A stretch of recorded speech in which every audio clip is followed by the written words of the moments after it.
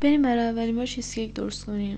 شکر آسیاب میکنیم تا مثل دونه‌های احساس میکنم این ویدیو با صدای پشت صحنه‌اش خیلی خفن‌تر دیده میشه، ولی خب آبرو شرف دیگه برام نمیمونه.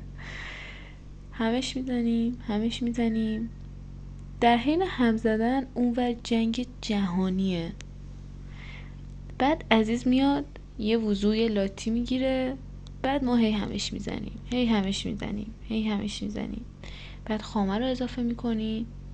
بچه واقعا اسراف نمی کنیم. ته خامه رو در بیار، به خدا اف نداره. تهش رو در بیار دیگه، غریبه که نیستید. 10,000 تومن اون تهشه.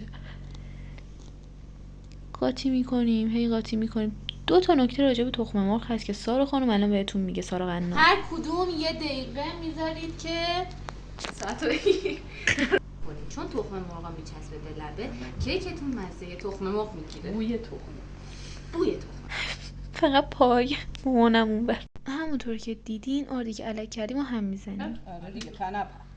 بس سارا وقتی میخوایم ما یه کیکو بگیری تو زر جلو رفتم، منم انجام میدادم به خدا، ولی خب آره خیلی خوشمزه بود، خیلی هم راحت بود. البته با اینکه من هم میزدم ولی خب خیلی راحت و خوشمزه بود و آسون درست شد. مرسی، خدافظ.